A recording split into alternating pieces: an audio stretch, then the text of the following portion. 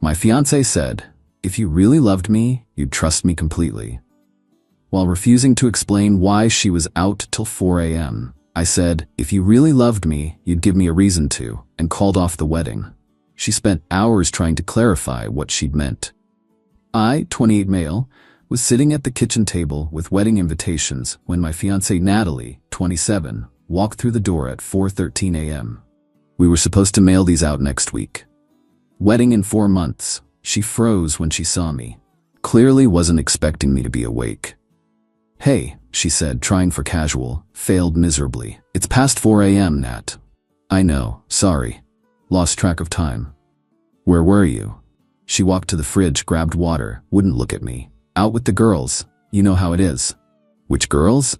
Why does it matter? Because it's 4 a.m. and you said you'd be home by midnight? She turned around and that's when she hit me with it. That manipulative little gem that would end everything. If you really loved me, you'd trust me completely. I set down the invitation I was holding. Our names in fancy script. Malcolm and Natalie. Forever. If you really loved me, I said slowly, you'd give me a reason to. The silence stretched between us. She broke it with a laugh. That dismissive, contemptuous sound I'd been hearing more often lately. Wow. Really? You're going to need a detailed report every time I go out? No, I need an explanation when you come home at 4 a.m. with no text, no call, nothing. I don't need to explain myself to you, Malcolm. We're getting married, not entering a prison. You're right, we're not getting married. The water bottle stopped halfway to her mouth. What? I stood up, gathered the invitations into a neat pile. You heard me, wedding's off. You're joking? Over this? Because I stayed out late?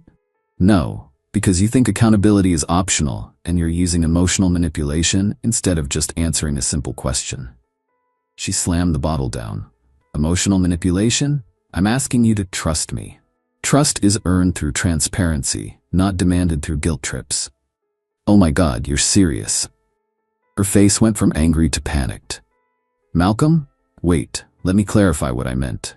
No need, you were pretty clear. I walked to our bedroom. My bedroom, technically, since the apartment was mine from before we met. Started pulling her clothes from the closet. What are you doing? She followed me, voice rising. Helping you pack. Pack? You're kicking me out right now? It's 4 a.m. Ironic, right? Since that's apparently a normal time for you to be out and about. She spent the next 2 hours trying to clarify. The story changed every 20 minutes. She meant I should trust her judgment. She meant trust in general, not about tonight, specifically. She was testing our relationship strength. She didn't mean it that way. I was taking it out of context. Natalie, I finally said, exhausted. Just tell me where you were. That's not the point anymore. It's exactly the point. Fine. I was at Avalon, the new club, with Becca and Tori. Happy? I pulled out my phone, opened Instagram, showed her Becca's story from 1 a.m. Becca and Tori at some house party. No Natalie in sight, no club. Her face went white. They left early. I stayed with other people. Which other people? Why does it matter? God, this is exactly why I didn't want to tell you. You're so paranoid. I'm paranoid because you're lying. I'm not. She stopped, regrouped. You know what? Yes, fine. I wasn't with them the whole time, but that doesn't mean I was doing anything wrong. Then why lie? Because of this reaction, this interrogation, I was done. Done with the circular logic. Done with the gaslighting. Done with all of it. You have until tomorrow afternoon to get your stuff. Stay with your parents tonight. Malcolm, please. The wedding is canceled. I'll handle the vendors. What will people think? And there it was. Not I love you. Not let's work this out. But what will people think? I honestly don't care. She tried tears next. Big, dramatic ones. 4 years, Malcolm. You're throwing away 4 years. No, you threw it away the moment you decided lying was easier than honesty. I handed her a bag with some essentials. She stood there, mascara running, still trying different angles. You'll regret this. No one else will put up with your trust issues. I was protecting you from unnecessary worry. This is why I need space sometimes.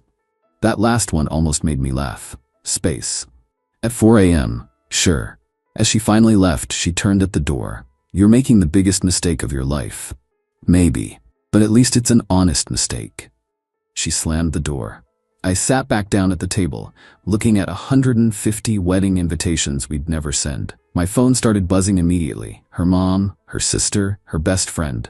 I turned it off and went to bed. In 4 hours, I'd need to start calling vendors, but right now, I just needed sleep. The wedding was off. And honestly, I felt relief more than anything else. Update 1. The entitlement escalation has been incredible.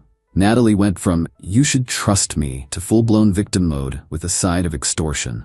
Day 1, woke up to 73 missed calls and over 200 texts. Not just from Natalie, but her entire cavalry.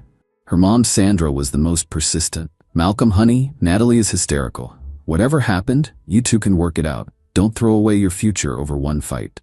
I texted back once, "Ask your daughter where she really was until 4 a.m. Then we can talk about futures."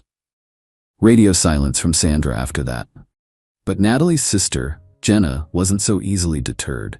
She actually showed up at my apartment at 7 a.m., banging on the door. "Malcolm, open up. We need to talk about this rationally." I opened the door but didn't let her in. "There's nothing to discuss, Jenna. You're destroying my sister over nothing. She went out with friends." Which friends? Because Becca and Tori were somewhere else entirely. Jenna's face did this interesting thing where she clearly knew more than she was saying. That's not the point. The point is trust. Exactly. And I don't trust liars. Goodbye, Jenna. Spent the morning calling vendors. The venue was understanding and refunded 60% of our deposit since we were outside the cutoff window. The caterer kept the deposit but canceled the rest. The photographer, remember him from my solo consultation? Was a bro about it. "Ah man, that sucks. Look, I'll refund everything except the booking fee. Done too many weddings where this should have happened and didn't. Good on you for having boundaries." Total financial hit, about $3,500. Worth every penny for dodging that bullet. Natalie was supposed to come get her stuff that afternoon. Instead, she sent movers. Professional movers. With a list. The list included all her clothes, fare, the TV, mine, bought 2 years before we met, the coffee maker, gift from my mom to me, half the kitchen items, even ones I owned before, the engagement ring, LOL. I told the movers they could take anything from the pre-approved pile I'd packed. Nothing else. They looked uncomfortable. "Ma'am said you'd be difficult," one guy muttered. "Ma'am lied about a lot of things." They took what I'd packed and left. 20 minutes later, Natalie called from her friend's phone. I'd blocked her number. "You kept my TV." "My TV? Bought it in 2019, have the receipt." "We watched it together. That makes it ours." "That's not how ownership works." "And where's my ring? The ring I bought?" "That ring? It was a gift. A conditional gift. No wedding, no ring. That's literally the law. I'll sue you." "Cool. Let your lawyer know I have screenshots of you admitting to lying about where you were that night." Click. By day 2, Natalie had started her PR campaign. Facebook post about surviving emotional abuse and finding strength after trauma. Instagram stories with quotes about narcissistic partners and controlling behavior. The comments were predictable. "You deserve so much better, queen. His loss, babe.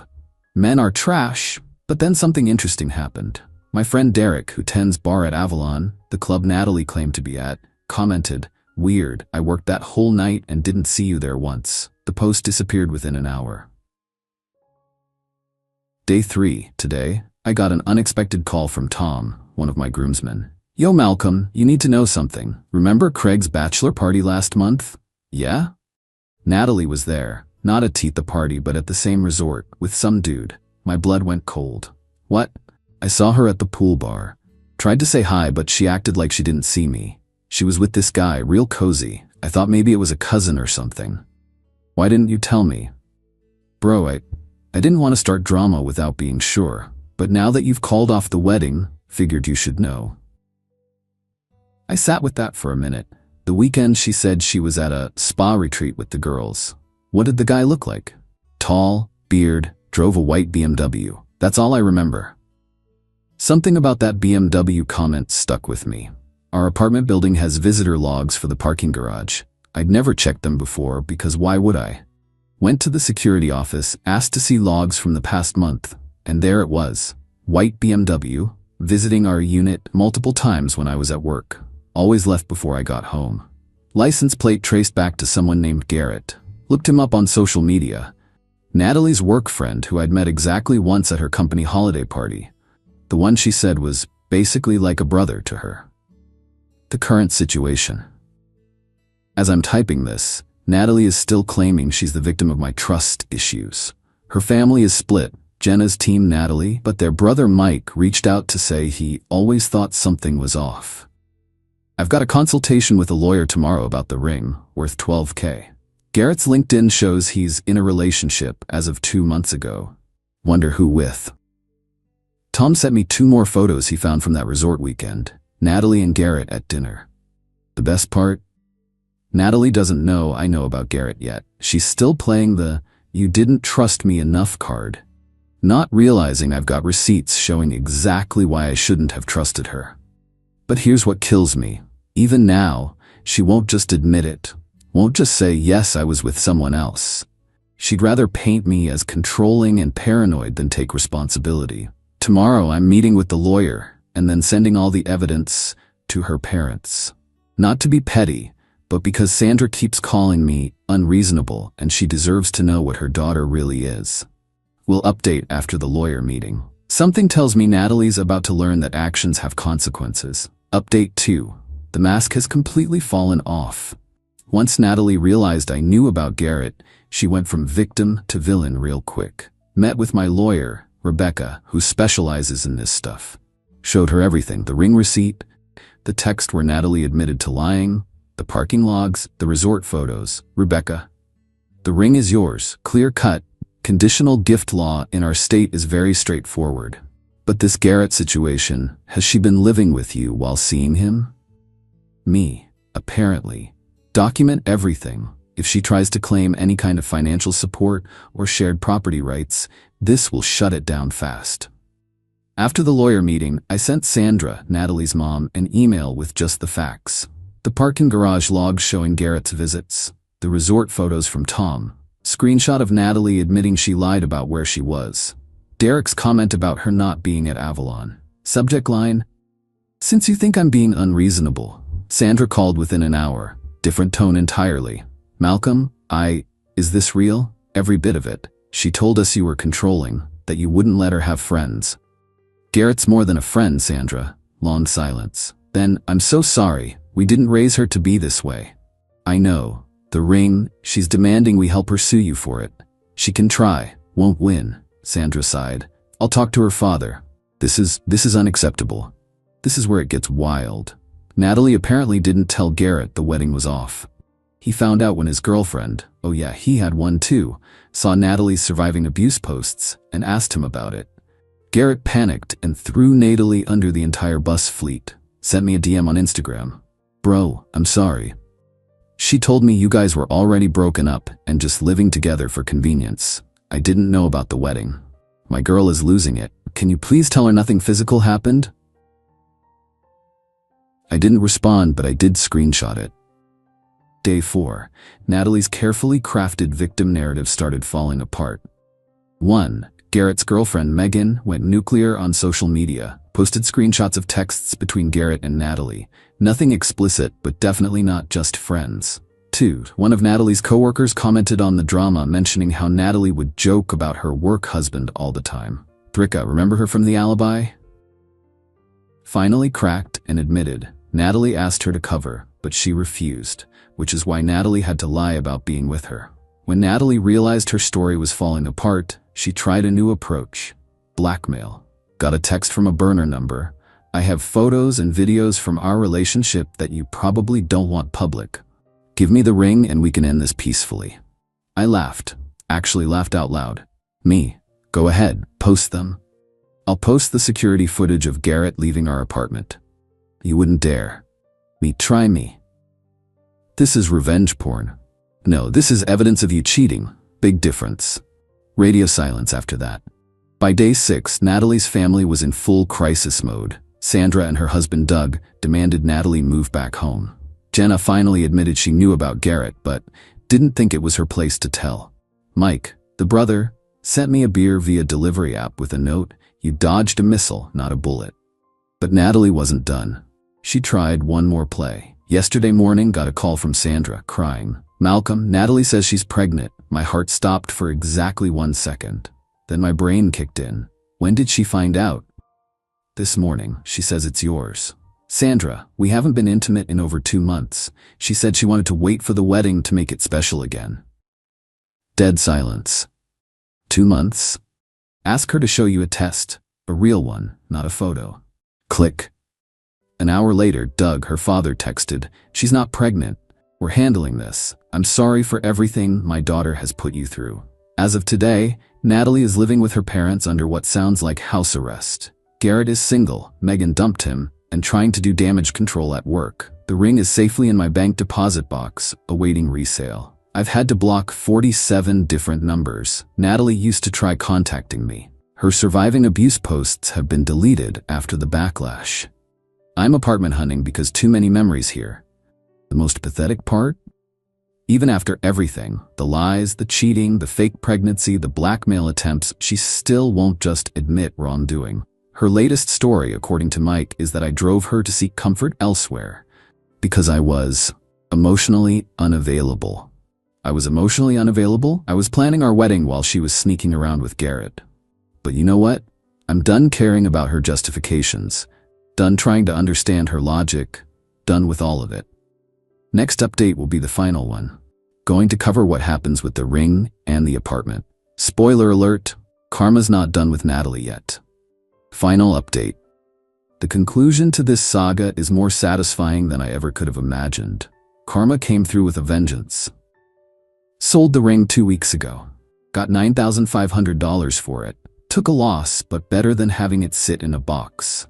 Used part of the money to pay off the wedding vendor losses and put the rest toward a down payment on a new place. But here's where it gets interesting. The jewelry store manager recognized the ring when I brought it in. "Oh, this is the piece that young lady was asking about last week." "What young lady?" "Brunette, about this tall, said her fiancé bought it here and she wanted to know about upgrading the setting."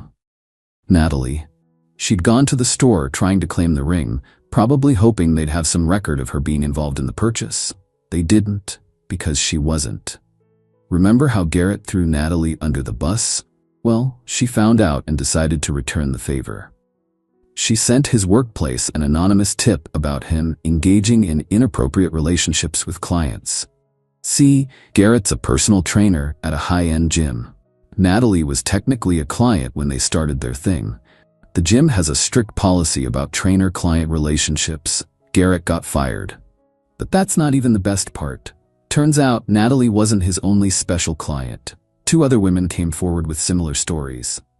Dude had a whole rotation going. Natalie thought she was special, but she was just Tuesday and Thursday apparently. I found a great new place, smaller but in a better area, closer to work. Moving day was last weekend. As I was loading boxes, who shows up? Natalie, with her dad. Doug looked embarrassed. She insisted on trying to talk to you one more time. Natalie stepped forward. "Malcolm, please, 5 minutes. "No. I made mistakes, okay? But we had 4 years. And you threw them away for a guy who had you scheduled between his 3 p.m. and 6 p.m. clients." That hit home. Her face crumpled. "That's not? I didn't know." "You didn't know because you didn't want to know. Just like I didn't want to know you were lying until it was shoved in my face." Doug put his hand on her shoulder. "Natalie, enough." The man said no. But she wasn't done. "What about my stuff? I have things here. Everything of yours was in the boxes the movers took. Anything left is mine. My grandmother's necklace, the one in the jewelry box, already gave it to your mom last week. Check your facts before you lie." Doug physically turned her around and walked her away, mouthed sorry to me as they left. The fallout in our social circle has been brutal for Natalie. 1. She got uninvited from 2 weddings after the brides worried about her causing drama. 2. Our mutual friend group basically chose me, not because I asked, but because she lied to all of them too. 3. Her book club kicked her out after she tried to seduce another member's husband. Yeah, she didn't learn. Even Jenna, her ride-or-die sister, posted about learning to recognize toxic people, even in family. Natalie worked in HR, which makes this even more ironic. Word about her fake pregnancy claim and blackmail attempt got around. Small industry. She was quietly let go for culture fit issues. Last I heard, she was working retail and living in her childhood bedroom at 27. But here's the absolute chef's kiss moment. Last week, I ran into Megan, Garrett's ex, at a coffee shop. We chatted, laughed about our mutual ex problems. She showed me something incredible. Turns out, when Natalie was trying to win Garrett from Megan, she'd badmouthed me constantly. Megan had screenshots of Natalie saying, I was boring in bed, I was too cheap while I was saving for our wedding, I was probably gay because I didn't want to go to strip clubs. She was only marrying me for stability. Megan, I should have sent these to you earlier. I thought she was just venting, but now we know who she really is. We exchanged numbers. Not romantically, we're both pretty burnt on relationships right now.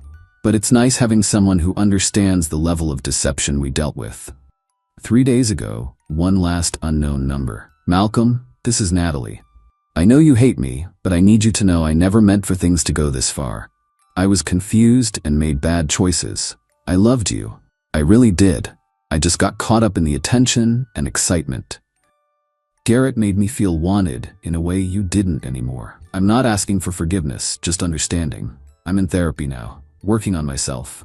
I hope someday you can see I'm not a bad person, just someone who made bad choices. Take care. I read it twice, almost felt bad for her. Almost. Then I remembered the lies, the gaslighting about trust, the cheating, the fake pregnancy, the blackmail, trying to steal my TV.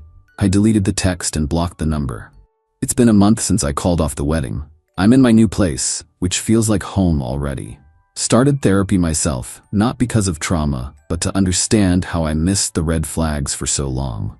Work's going great. Turns out I'm way more productive when I'm not stressed about my relationship. Hit the gym regularly, reconnected with old friends, even started learning Spanish. Why not?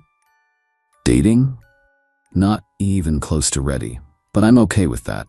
Learning to be happy alone is important. The wedding would have been next Saturday. Instead of saying I do to someone who couldn't even tell me where she was at 4 a.m., I'll be on a fishing trip with my boys.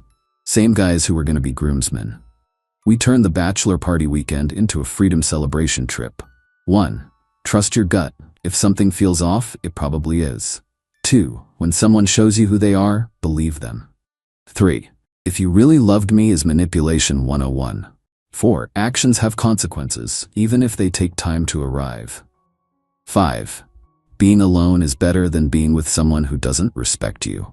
To everyone who said I was too harsh, where would I be if I'd trusted her completely, married to a cheater who was already planning her next lie? To everyone who said I'd regret this, the only thing I regret is not seeing the truth sooner.